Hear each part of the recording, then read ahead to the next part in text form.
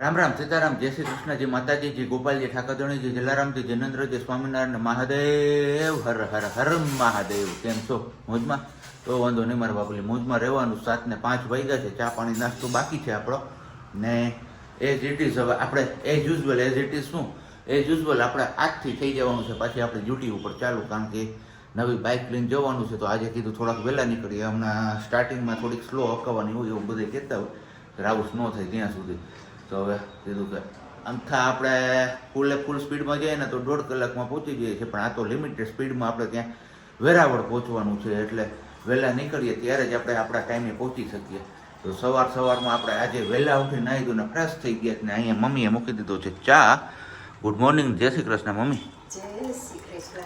તાજા દૂધની પીવી તો આવી જાવ. જો અમારે લોખંડની ભેંઈ છે. આ લોખંડની ભેંઈનું દૂધ અમારે પ્લાસ્ટિકની કોથળીમાં પેક થઈને આવે. હું એવું છે બધું.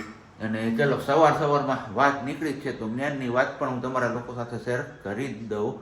તો આ દુનિયામાં સૌથી મોંઘામાં મોંઘી 2 પ્રોડક્ટ છે. બોલો એ કઈ હોઈ શકે? થોડીક વાર તમે બધા વિચારો, નહીં તો તું આગળ તમને કહેવાનો જ છું. આવડું તમને કોઈને? ચલો કંઈ વાંધો નહીં, હું જ કહી દઉં. એક લાચાર માણસના નહીં, ગરીબ માણસના આંસુ અને લાચાર માણસની હાય, આ 2 વસ્તુ છે ને દુનિયાની સૌથી મોંઘી પ્રોડક્ટ છે. એનો હિસાબ સીધો ઉપરવાળો કરે છે, એનો હિસાબ કોઈ બીજો નથી કરવા આવતા. એટલે ધ્યાન રાખવું જોઈએ આપણે હંમેશા કે લાચાર માણસની હાઈ ન લેવી અને ગરીબ માણસની બદદુઆ કે એમના આંસુ કોઈ દિવસ એમની આંખમાંથી ના પડવા જોઈએ. આ 2 વસ્તુ ધ્યાન રાખીએ એટલે ભાવસાગર આપણે તરી ગયા, સમજી લો. ને બાકી સવારમાં ટેટી પણ અહીંયા પડી છે. આપણા ચણા આટલા પડ્યા છે. કોઈને ખાવાની ઈચ્છા હોય સવારમાં નાસ્તો મારી જેમ ન કરતા હોય ને આવું કંઈ ખાવાનું ફ્રૂટનું, તો પણ આવી શકો છો. અને હમણાં ઉપર 2 દિવસ આપણી ઘરે જે સબસ્ક્રાઈબર આવ્યો હતા ને, એક જામનગરથી ને એક જુનાગઢથી, તો બહુ મજા આવી અમને લોકોને.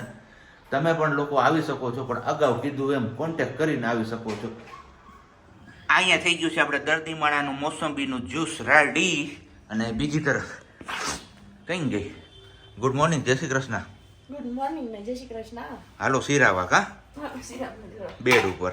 આમ તો જો કે બેડ ઉપર સિરાવાનું ન હોય, પણ કહે ને કે ભાઈ અમુક સમય એવો આવે, સમય સંજોગ કે આપણે બધું ધ્યાન રાખવું પડે. બરોબર ને? એકદમ બરોબર. તો નાસ્તામાં શું છે તારા?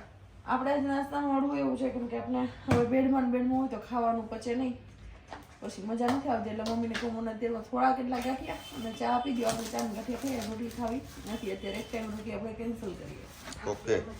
અત્યારે વાગ્યા છે 9:30 ને હજી આપણે શું કહેવાય પાડિયાનું પાટિયું પણ નથી આવ્યું. નવી બાઈક છે નથી આવું ધીમી હાંકવી પડે, મજા નથી આવતી. ઝડપથી 2-2.5 કિલોમીટર હાલી જાય તો કંઈક આપણે મજા આવે, કારણ કે આ બાઈકનું પિકઅપ એટલું મસ્ત છે ને કે એની વાત જવા દો. અને સાથે બેલેન્સિંગ પણ એટલું છે. જે લોકો પાસે આ બાઇક છે ને એ લોકોને તો ખ્યાલ જ હશે કે SP 125 એકદમ સક્સેસફુલ બાઇક છે હોન્ડા વાળાની.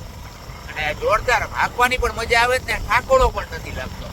તો જે લોકો નવી બાઇક લેવા માંગતા હોય ને, તો આને એકવાર ટેસ્ટ ડ્રાઈવ કરી લેજો અને પછી બીજી બાઇક લેવાનું વિચારજો. કારણ કે હું પણ બુલેટ લેવાનું વિચારતો હતો, પણ મેં કીધું સારું બુલેટ ના લીધું ને એની બદલે આ બાઇક લીધી તો જોરદાર સારી વાત છે, જમાવટ આવી જાય એવી બાઇક. આ બાઇકની ફેસિલિટી એવી છે, જો આમાં તમને ડિસ્પ્લે ઉપર ડિજિટલ ડિસ્પ્લે મળશે, સાથે ઘડિયાળ પણ મળશે, કેટલામાં ગેરમાં ચાલે છે એ પણ મળશે. અને હજી આમાં છે ને ફ્યુલ કેટલું છે, એના ઉપર માઇલેજ કેટલી છે એ પણ જોવા મળે છે, પણ હજી આપણે સેટિંગ નથી કર્યું. બાકી અત્યારે આપણે આટલા ઓપ્શન ચાલુ રાખ્યા છે આમાં.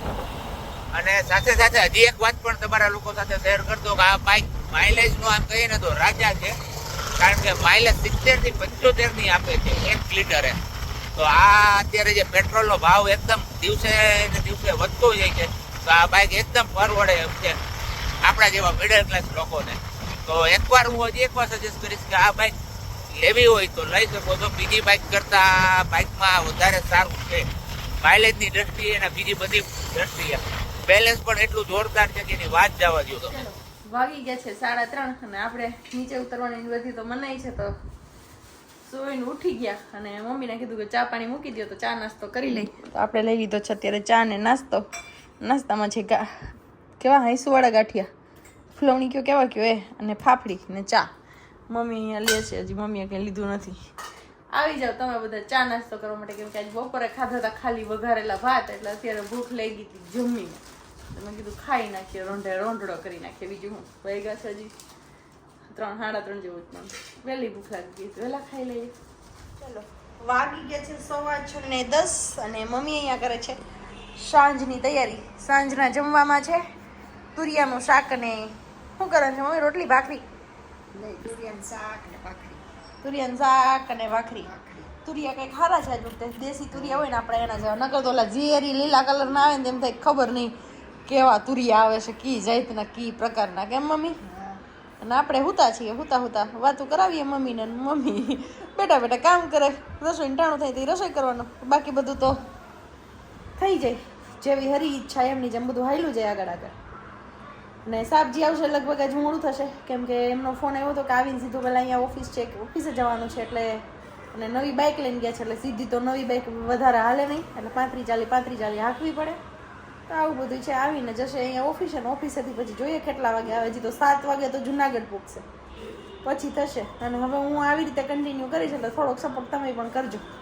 વાગ્યા છે અત્યારે 7:15 ને જસ્ટ હજી આપણે ઘરે પહોંચ્યા છીએ. સવારથી લઈને અત્યાર સુધી આપણે 12 જ હતા. આમ કહીએ ને તો 12 કલાક બહાર રહ્યા આપણે. 12 કલાકે ઘર વાપસી થઈ છે પાછી આપણી. અને હું જેવા વખાણ કરતો હતો ને તમારી સવારે ગાડીના ચાલુ ભાઈ કે જોયું ને તમે, એવું જ પાછું અત્યારે અચાનક ગાડીના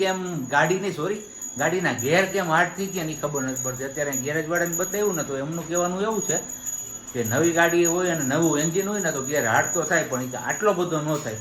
કે તમે શોરૂમે હે ને બતાવી આવજો અને કરાવી આવજો. મેં કીધું ચલો હવે એક વધારાનું કામ તો આપણું એ હોય હતું નવી ગાડીમાં. બાકી આમ ગાડી છે મસ્ત મજાની ટકાટક.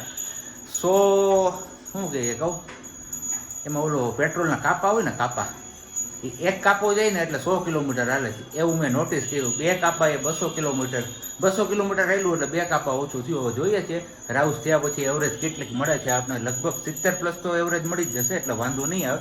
અને આજે દીવાબત્તીની કમાન સંભાળી છે મમ્મીએ. અને અહીંયા અમારે આરામ કા મામલા હે, આરામ કા મામલા હે. તારા પ્રશ્નો આરામમાં ભૂલી ન જતી હોતું.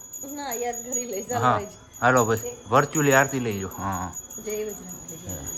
તને કહું પ્રશ્ન છે યાદ કે યાદ નથી? બાષ્પીભવન થઈ જાય ને તને, એ જ સારું તારું. અહીંથી આમ ઉડી જાય છે. અહીંયા મારે કઈ છે ને આમ ટેકો રાખવો જો.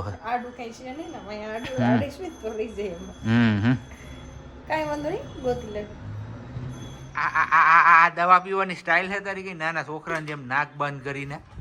હે ખબર જ છે દવા. એટલે દવા કોઈ ન ભાવતી, પણ પીવાની એમ કઈ નાક બંધ કરીને ના હોય તો મને ઉલટી થાય. ઉલટી થાય લે. તો કેમ કરવી લે? તો સીધા ઉકાળે ને આવે બા. બને છે આપણી રસોઈ ગરમા ગરમ ભાખરી નારા શાક શેનું છે? શાક તુરિયાનું. આપણે નથી ખાવાનું, આપણે તો ચા જ છે, મને ખબર જ છે. એટલે ભાખરી તુરિયાનું શાક ચોરીને તમે ખાઈ લેજો. ચોરીને ખુલ્લે આમ નથી ખાવું? લે ચોરીને ખાવાનું છે ભાઈ. તને કહું ઓય, ચોરીને ખાવાનું કહે છે, ખુલ્લે આમ ના પાડે છે. એવું છે, ચોરાઈને ખાઈ તો ઓલું આવે શું કહેવાય, હેડકી. ગાલ પસોરિયા જ ન થાય, હેડકી આવે. હેડકી ચોરી ચૂપકે પિક્ચર થઈ ગયું એમ. હાલો સુઈ જાવ પાછા. હબૂક દઈને ધીમેકથી. બપોર ટાણું નહીં, સોરી હાઈનનું ટાણું થઈ ગયું આપણું. હાઈનનું જમવાનું 7:45 વાગી ગયા. 7:45 વાગે કોઈ દી નથી જમતા, એને બદલે હવે ટાઈમે ચેન્જ થઈ ગયો. આ બધું છે ને ધીમે ધીમે ચેન્જ થતું જાય છે. હવે ખબર નહીં પાછી ગાડી પાટા ઉપર ક્યારે સડે. કા વાર લાગશે? પ્રશ્ન શું છે એ તો કે હવે. ભગવાન શ્રી કૃષ્ણના વિદ્યાગુરુ કોણ હતા? હે ભગવાન શ્રી કૃષ્ણના વિદ્યા આપનારા ગુરુ કોણ? એવું છે. ચલો કઈ વાંધો નહીં. અહીંયા અમારે સોરાઈ ગઈ છે ગલકા કેહોડાના શાકમાં. ગલકામાં શું છે? આવું કોને ભાવે? આ હાવ કેમ ભાવે તમને બધાને? શું મજા આવે હે? જો ઈ હારું. અમારા હું કેમેરો લઈને ફરતો હોય ને એટલે મારે બધું કામ કરી રાખું, કાંઈ વાંધો નહીં. સારું હાલો કે આપણે છાશ લઈ આવીએ, ઠંડી છાશ મોજ પડી જાય. હવે અમે ઉનાળાની સિઝન ચાલુ થઈ ગઈ છે.